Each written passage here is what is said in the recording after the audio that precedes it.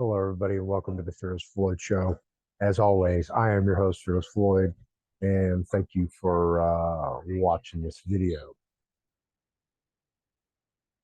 As you see behind me, I want you all to meet my great Aunt Fearless. Yeah, absolutely. This woman right here. She was fearless. How was she fearless? Fearless?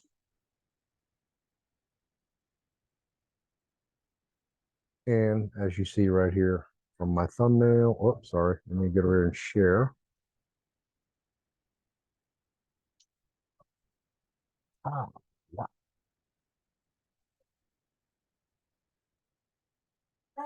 Here you go. Jovita Idar. She was born on September 7th, 1885 in Laredo, Texas. The daughter of a newspaper editor and civil rights advocate. Idar was exposed to journalism and political activism at a very young age. Her ideas and practices were ahead of her time. Kieran, you stop. Thank you. No big deal. What do you want? You want some more water? All right. More? Moss? No. That's mine. Here. Moss. Mira aquí. Hey, Kieran.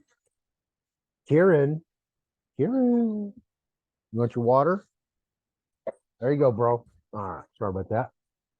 This is a family affair, so I don't get to play with toddlers that much. So anyway, her ideas and practices were ahead of her time. She made it to her mission to pursue civil rights for Mexican Americans and believed education was the foundation for a better future. Idar wrote many news articles in various publications speaking out about racism and supporting the revolution in Mexico. To quote her, women must always seek to acquire useful and beneficial knowledge, for in modern times, she has broad horizons. And this is a photograph of her. Hey, y'all stop. I'm shooting a video. That includes you too. You got to be quiet too, Whiskey. And Sasha. Oh, you okay there, bro? Wham. You got to love visiting family. No, the scooter fell. Yeah, scooter fell on him. He's okay, though.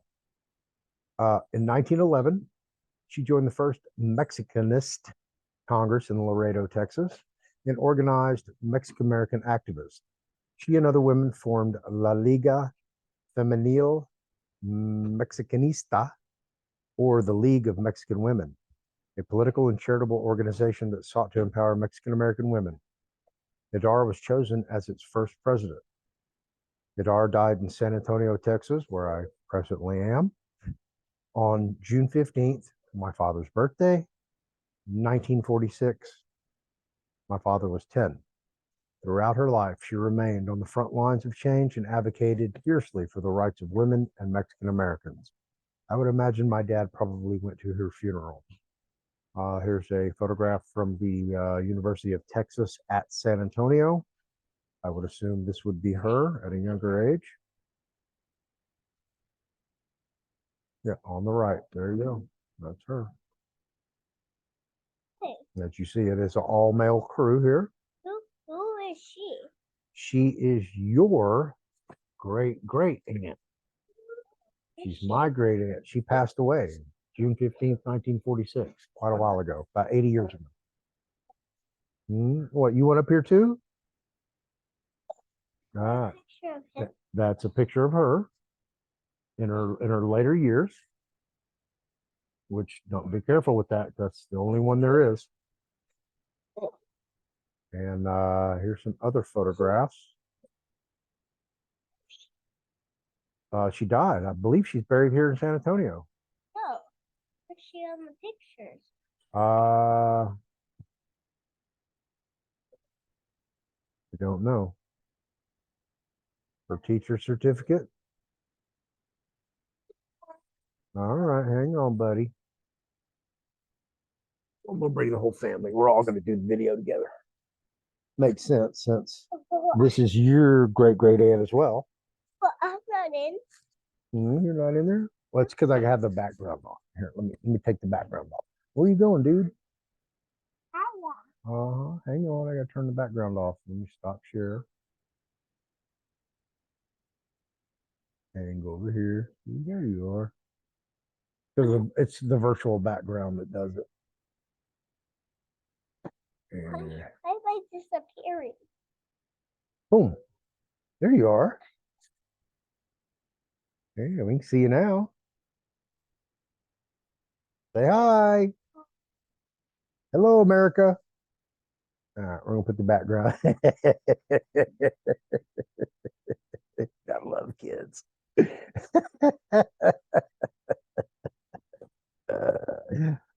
All right, where's my background? I got a gazillion of them. Where you going, bro? No, do not touch that keyboard. Do not touch that keyboard. Mm-hmm. Oh, well, there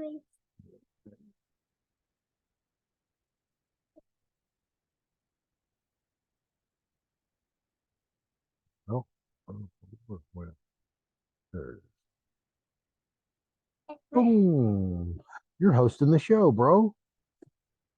Take it away, Kieran.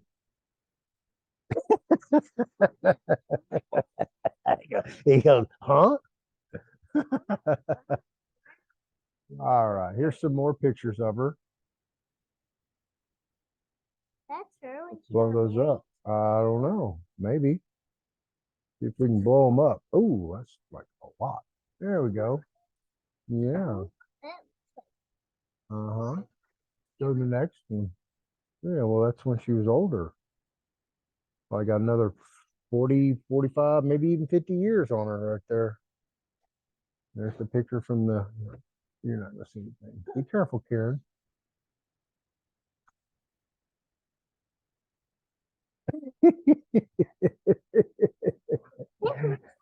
That's her teacher certificate. What is it? Oh, Webb County, which is Laredo. That's where all those big deer are. 20th of June, says 1900. That's crazy. Wait, why is the picture going in? Yeah. So anyway. Why are we disappearing? Why are we disappearing? Because it's a virtual background. Oh. Yeah. It blurs. See, you go in and out. There's too many things going on around. Ooh, look. Who's that girl? I know we're having fun. Okay, we can't play anymore.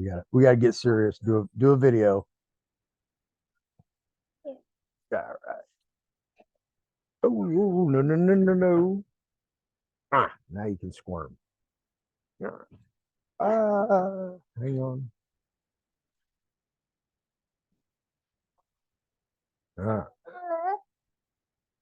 Okay. I'm gonna get back on track here, folks. Sorry. They'll love me for it later. Believe me, when they're like in their 20s and 30s, they'll go back and watch this video and they'll be thrilled to death and tickled pink that they were in this video profiling their great great aunt. So let's celebrate this with Fearless Floyd's great great aunt. Yes, there is a United States minted quarter. I know you're excited too of my great aunt. There it is, folks. Right there. There's the front view. It's a 2023, so it just came out. And I'm definitely gonna have to get some uncirculated ones. As I get kids crawling all over me, showing their feet. You're gonna not appreciate that in 30 years when you go watch this video and your foot's in the middle of it. And you'll be like, I really did that. I'm so embarrassed. So I'm gonna embarrass you now, so you can be embarrassed twice. You're gonna be embarrassed now and later. Yeah, you'll love me for it. I promise you. Anyway, let's talk about the quarter. Jovita Idar Quarter is the 9th coin in the American Women's Quarters program. Jovita Idar was a Mexican-American journalist, activist, teacher, and suffragist. She devoted her life to fighting against separatist ideologies and sought to create a better future for Mexican Americans. Sir? Uh-huh. Yeah. Yeah. Floyd, oh, don't do that, girl. You can't be touching stuff. Stop. Do not do that. There we go. I'm going to stop sharing, go back to share, make sure we're sharing the right screen. There you go. Yeah, you can't touch the screen. It's a touch screen. Oh, I was on the wrong one. Because it's a touch screen, just like a tablet, it's like a telephone. Sure. Uh-huh. And I got a phone call, I got kids crawling all over me.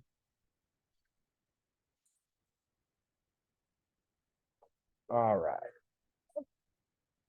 So anyway, I have this ant. I got him. I got him. I got him. So anyway, she was born to a newspaper editor and civil rights activist, and she was exposed to journalism and political activism at a very young age. And that was back in 1885, September 7th, back when Texas was just going through a prison building rampage in the 80s, 1880s, absolutely. Her ideas and practices were ahead of her time. She made it her mission to pursue civil rights for Mexican Americans and believed education was the foundation for a better future. Ida wrote many news articles in various publications speaking out about racism and supporting the Revolution of Mexico. There's this kid flying through my video. In 1911, she joined the first Mexicanist Congress in Laredo. We've already discussed all of this. No, hang on. I'm making a video. When I'm done, I'll throw you all. I'll throw you everywhere in this house. Yeah, hang on. She died in San Antonio. We went through that on my dad's birthday. And we're talking about the coin itself. Make sure I don't lose my headphones.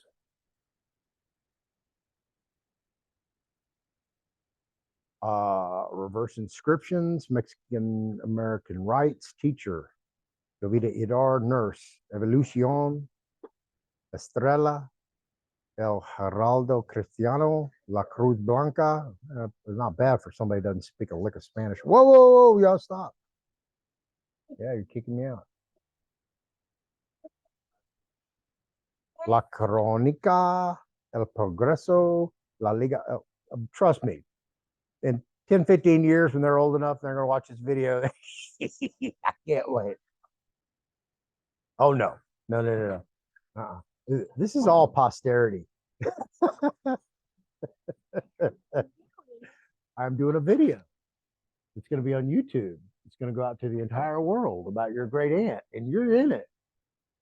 All your little antics are going to be here forever. And when you're old, and your mom's going to be showing this to all your boyfriends and embarrassing you, and look at her when she was a little girl. Wasn't she cute? Now look at her. What's all phone? Make it look silly. No. Anyway, so our great aunt has a quarter. Her great aunt. Yeah, pretty neat, huh? Well, so let's go check out her Wikipedia, and you kind of understand why fearless is fearless. All right. So I know. So I'm going to read this. Against the backdrop of the American Revolution, which lasted a decade from 1910 to 1920, she worked for a series of newspapers using her writing to work towards making meaningful and effective change.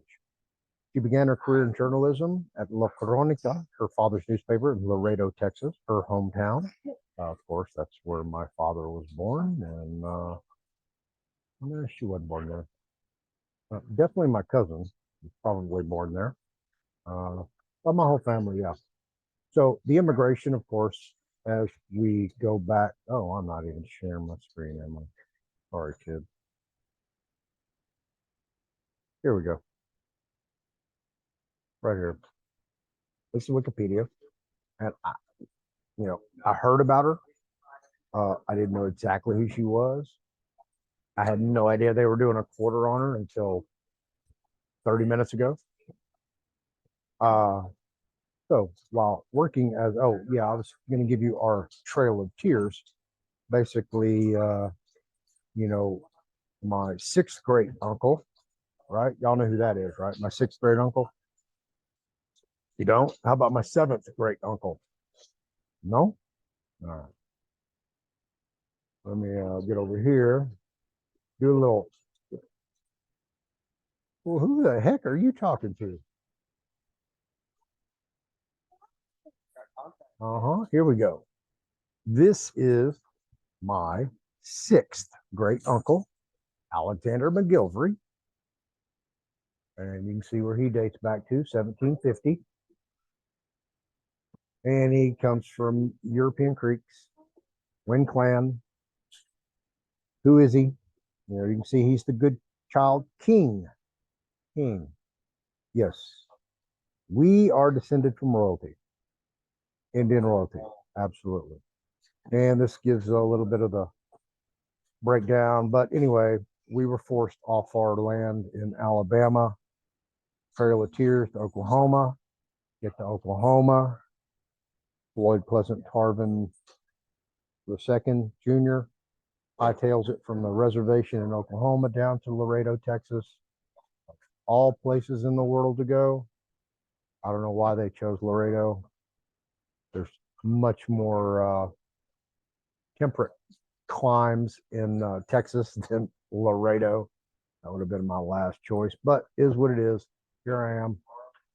So that's how I got to Laredo via Houston, Texas, via Alabama, Oklahoma. So anyway, that's this is my sixth great uncle. For those of you who don't know who he is, he's a very skilled diplomat and early writer. They call him the Talleyrand of the Creeks. He was an inept military strategist and rarely participated in battle, even though he was a honorary general by General George Washington. President George Washington. Yeah, that George Washington. He was the lead negotiator and signatory for multiple treaties. Treaty of Paris, the Treaty of New York, which is the most famous.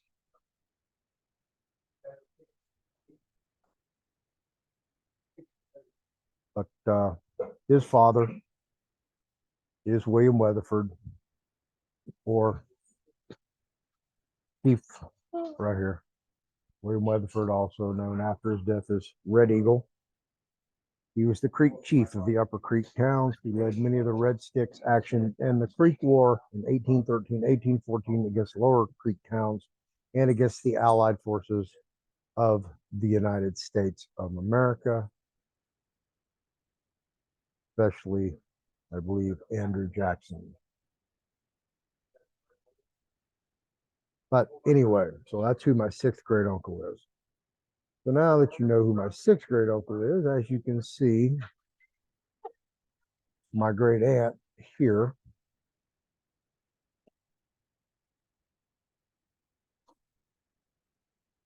from Laredo. So her sister married my great grandfather.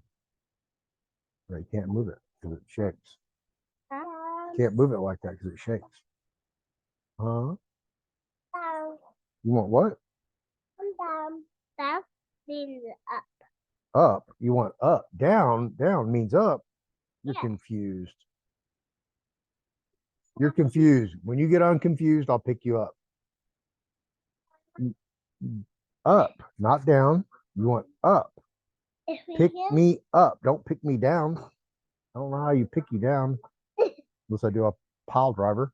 That'd be the only thing I could think of.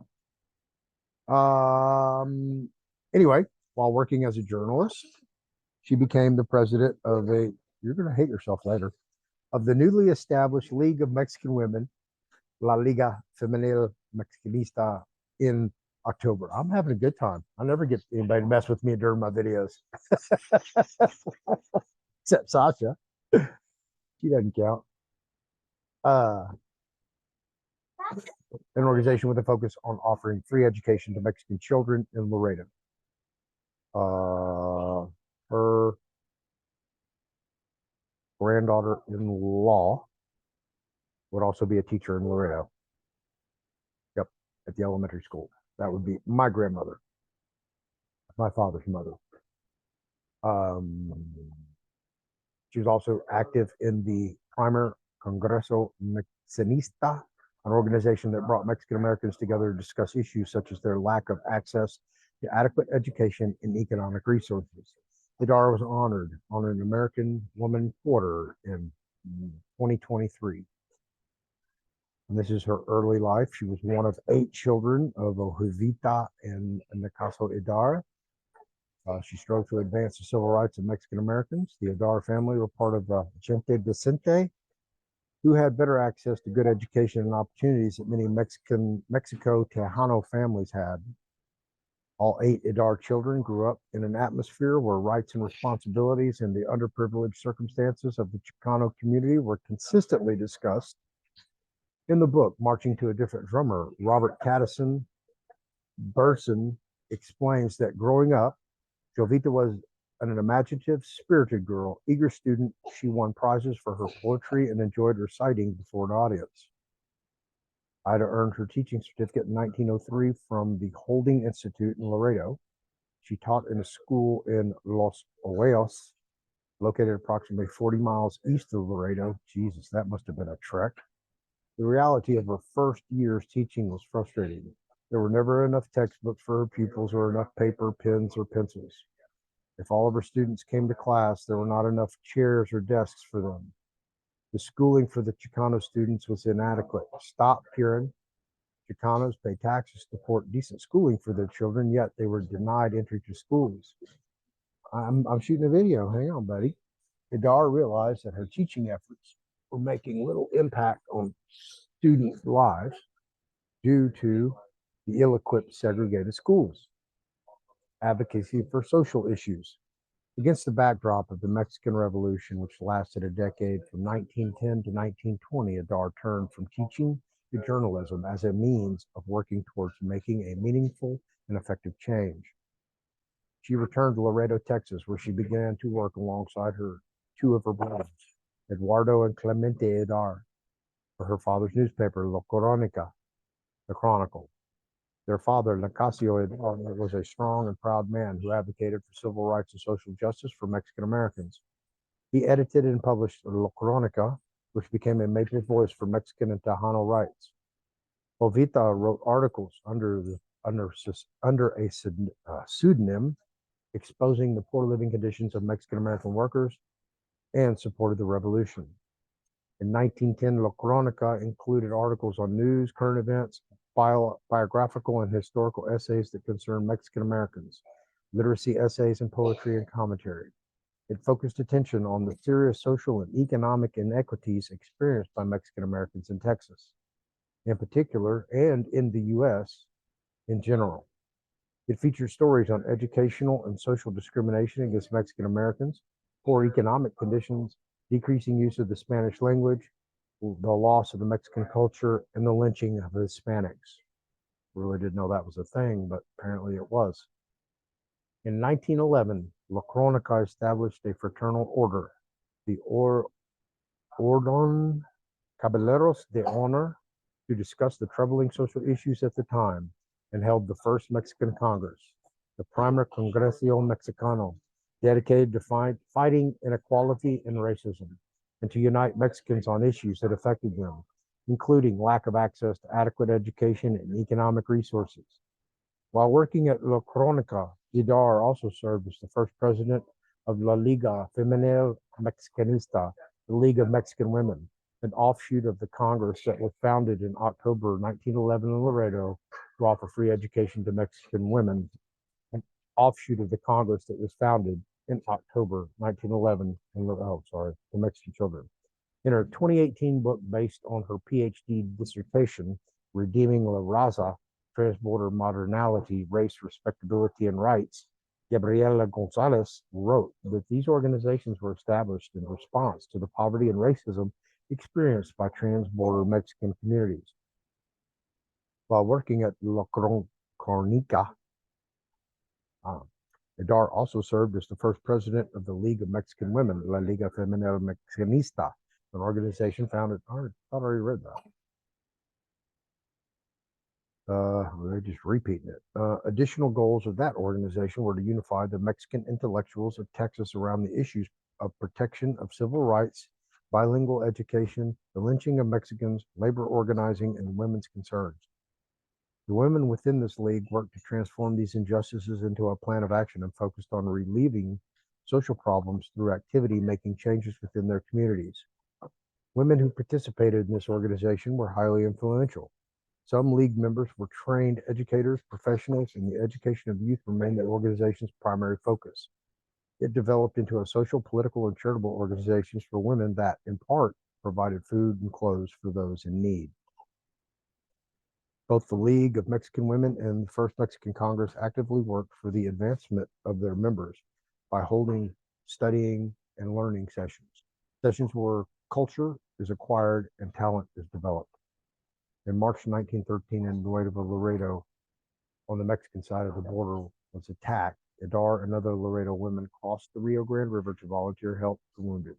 While at the border, Idar later joined the La Cruz Blanca, the White Cross, an organization that provided relief similar to the Red Cross and that had been created and financed by Leonor Villegas de Magón. I probably massacred that.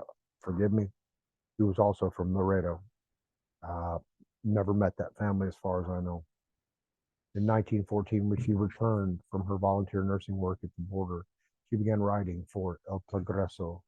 An editorial published in the El Progreso criticized President Woodrow Wilson's order to dispatch U.S. military troops to the Mexico-United States border, had offended the U.S. Army and Texas Rangers. The Rangers attempted to close El Progreso, but Idar blocked the entrance to the newspaper office. When she was not at the newspaper's office one day, the Rangers returned to ransack it and to destroy the printing presses, effectively shutting down the newspaper. Didn't we have a relative who was a Texas Ranger, one of the founding members? Yep, that's what I thought. Wow, that's crazy. They're fighting against each other. Right? After her father's death in 1914, she became the editor and writer at La Cronica, where she continued to expose the conditions that Mexican Americans and Mexican immigrants were living under at the time. In November 1916, Idar founded the weekly paper Evolucion, which remained in operation until 1920. Idar moved to San Antonio in 1921, where she founded a free kindergarten and also volunteered in a hospital as an interpreter. In 1940, she co-edited the journal El Heraldo Cristiano. Personal life: in May 1917, Idar married Bartolo Juarez, who worked as a plumber and a tinsmith. They lived together in San Antonio until her death, June 15, 1946, which was reported to have been caused by pulmonary hemorrhage. She had also been suffering from advanced tuberculosis. Her legacy, what we're all after. In 2018, Gabriela Gonzalez published her book, Redeeming La Raza, Transborder Modernality, Race, Respectability, and Rights, which was based on her PhD dissertation, in which she provided the historical, political, and socioeconomic dimensions of La Raza during Jovita Idar's lifetime, including an in-depth description of the roles of Idar's family played over several generations. Profiles of Idar have been included in the National Women's History Museum, the Women in Texas History Series, and the 2005 edition of the Oxford Encyclopedia of Latinos and Latinas in the United States, and in the series Texas Originals. Her story was included in Laura Gutierrez-Witt's chapter, Cultural Continuity in the Face of Change, Hispanic Printers in Texas, in the 1996 publication, Recovering the U.S. Hispanic Literary Heritage. In the chapter entitled Jovita Idar, The Ideological Origins of a Transnational Advocate for La Raza, in 2015 publication Texas Women, Their Histories, Their Lives, the authors wrote that Idar promoted the values of the gente decente, I hope I pronounced that correctly, self-identified, decent, honest, and respectable people as the solution to the social problems faced by marginalized communities. Idar promoted the idea that education elevated women, by extension, men. Amen. Right? She reflected an ideal of feminism that was not completely against Victorian concepts, but she did challenge ideas and break boundaries of the patriarchal society of her time. Sorry, got some tears in my eyes. It's always cool to read this about my family. The New York Times included Idar in the media when they what? Hold on. The New York Times included Idar in a series of obituaries called Overlooked, about people whose accomplishments in their lifetime deserved to be acknowledged in the media when they died, but were not. In their August 2020 installment, the focus was on the centennial of the 19th Amendment to the United States Constitution, which was adopted in 1920. The 19th Amendment prohibits any American citizen from being denied the right to vote on the basis of sex.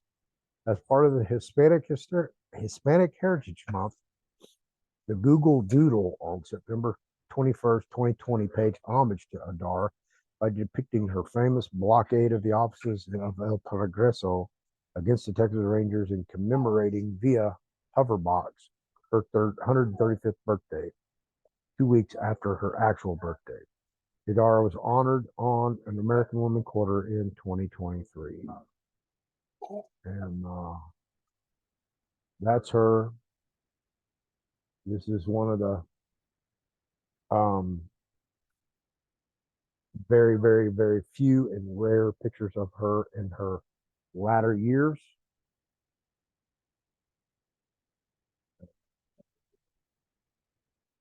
Better picture. There you go.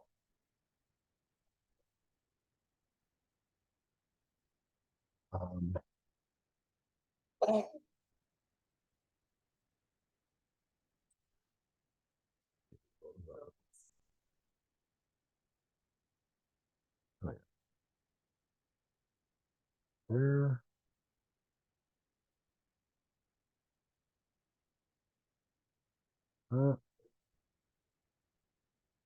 No, hang on. If you just second.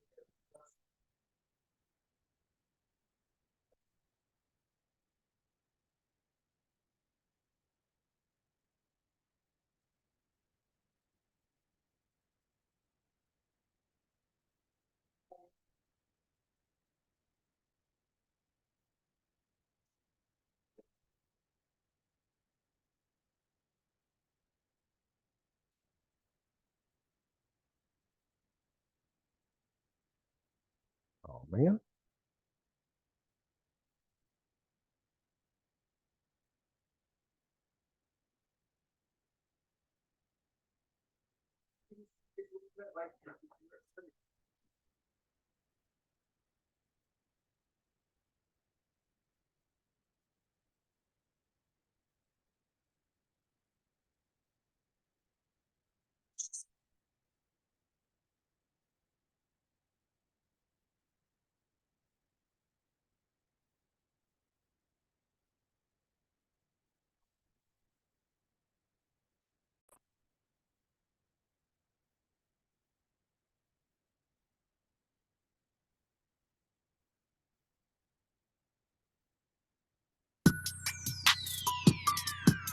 She saw no conflict between being a journalist and an educator and a feminist. She was always on the front lines of change. They say I don't act right. It's unladylike how I wanna live my life.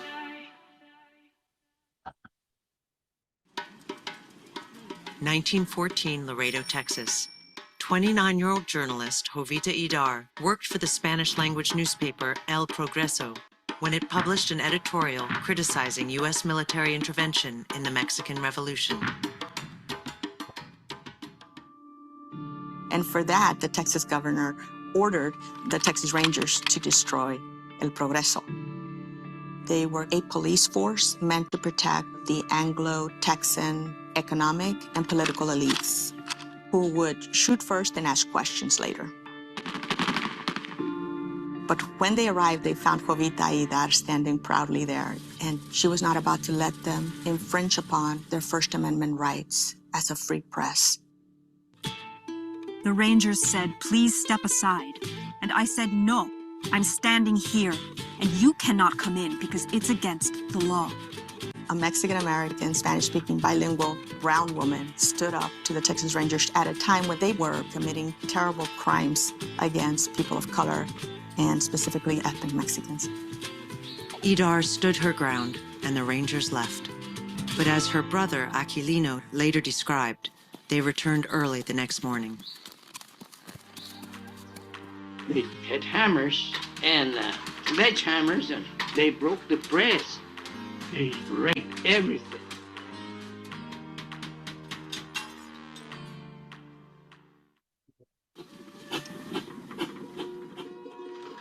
Jovita Idar was born in Laredo in 1885, 40 years after Texas became a state. This territory that becomes the U.S. Southwest was actually part of Mexico. You have the U.S.-Mexico War in the 1840s, which Mexico loses, and they have to give up about half of their sovereign territory to the United States. Territory we now know as Texas, New Mexico, Arizona, California, and parts of Colorado and Wyoming. So Texas, or Texas, was part of that Spanish-Mexican world. But regardless of how long Mexican-American families had been in the United States, they were often seen as foreigners in their own land.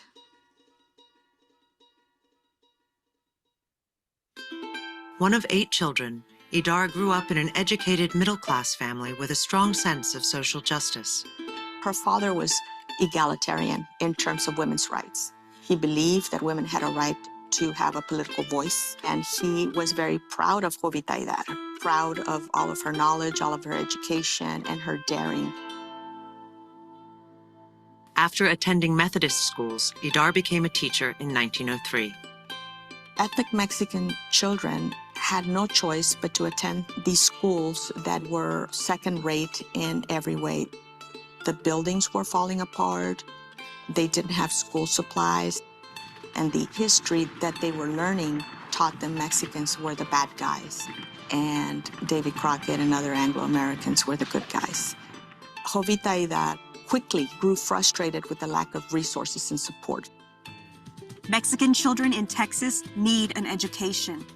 But if they are taught the biography of Washington but not Hidalgo, the exploits of Lincoln but not Juarez, that child will be indifferent to his heritage.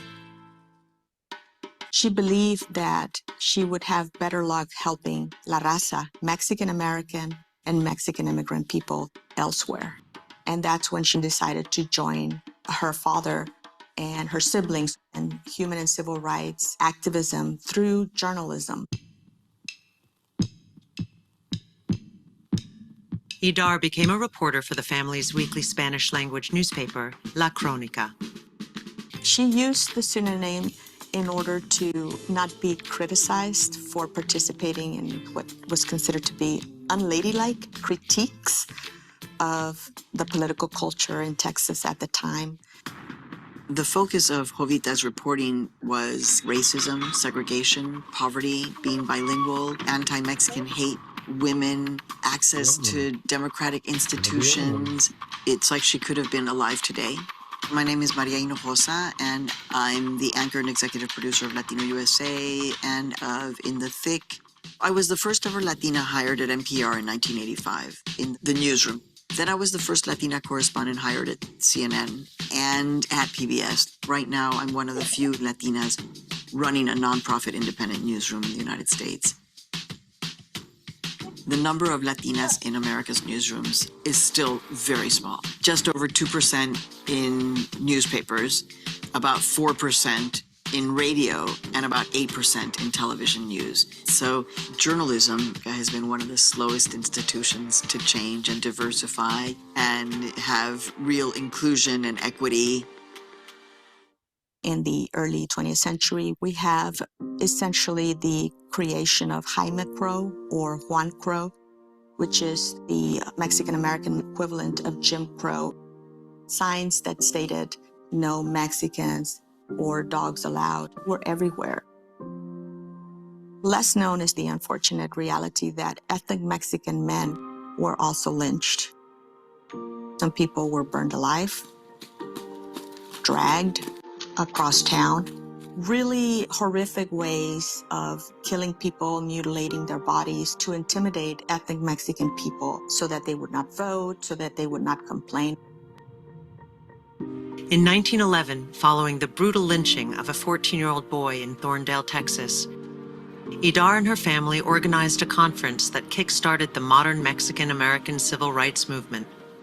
The first Mexicanist Congress, El Primer Congreso Mexicanista, lasted several days, and it was basically a human rights Congress that attracted leaders from the United States and Mexico who wanted an end to the discrimination and the lynchings. Shortly after the Congress, Idar founded the League of Mexican Women and became its first president.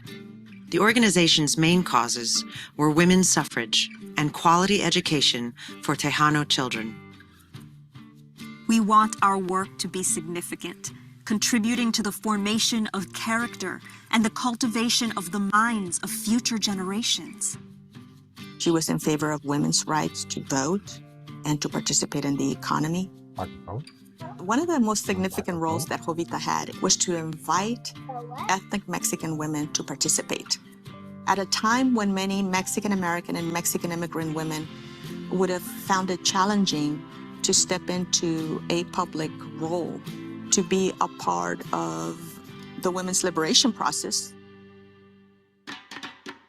The Mexican Revolution began in 1910 and spread to Texas border regions by 1914. La Crónica ceased publication, and Idar joined a nursing unit for the Revolutionary Army. La Cruz Blanca, the White Cross, founded by her best friend, Leonor Villegas de Magnon. And they're in the middle of battles trying to save men, bandaging up, sending them back into the battlefield, all in the name of bringing democracy to Mexico. When the mutilated bodies of the soldiers were brought to my door, my heart jumped in volcanic upheaval.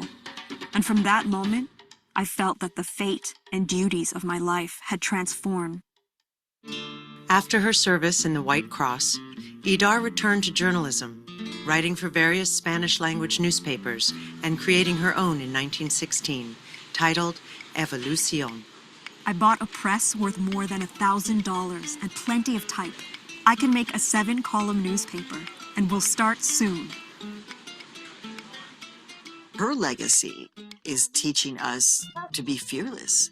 Being a Latina journalist in the United States of America means that the way you approach journalism is going to be different and distinct from other journalists. We actually have played a central role in the narrative of this country. We don't get a lot of play. We're not running the big newspapers of record, but our voices and our perspectives really matter.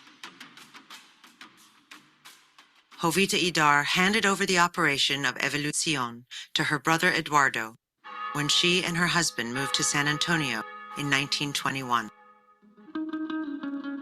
There, Idar helped undocumented workers obtain naturalization papers after the Border Patrol was created in 1924. She also founded a free nursery school and tutored young children. She died in 1946 at age 60. She used her voice to encourage women to be politically involved within the American system, to be proactive, to join organizations, to seek an education, That's your mom. Be careful to with it. craft a better future for their children. And she devoted her entire life to that project. Women recognized their rights, proudly raised their chins, and faced the struggle. The times of humiliation have passed. Women are no longer men's servants, but their equals, their partners.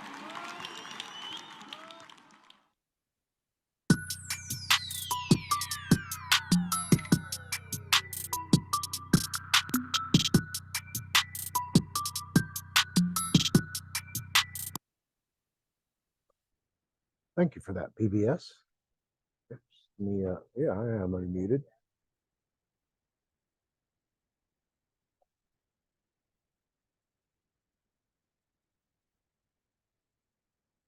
Play with my microphone. I was not making a sound. Mm-hmm. I was not making a sound. No, that's not where I want to go. I was not making a sound. I have Hang the on. microphone upstairs. Who inspires? Huh? I have the microphone upstairs with the piano. Oh, you do? With the piano? Yeah. Well, I don't need a piano around my neck. All right. Here we go. We're going to watch another video. This one's from the U.S. Mint. Right there. What's that say? What's that say, folks? Treasury, United States Mint. Who inspires change?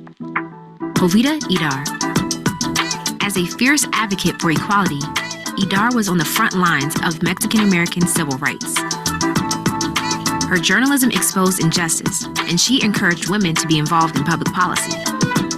This Mexican-American activist and journalist believed that education was the foundation of freedom. Discover and share her story with the American Women Quarters Collection.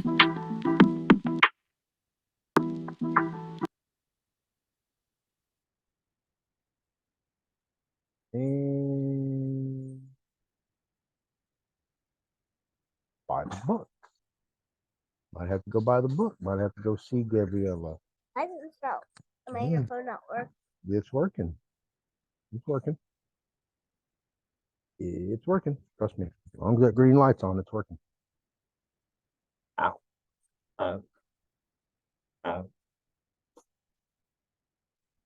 So there you go. That's my fearless aunt. So now, whenever you see my videos, you see me profiling, especially women, helping people out. Now you understand where my roots come from and why I am the way I am. Why I don't back down from anybody.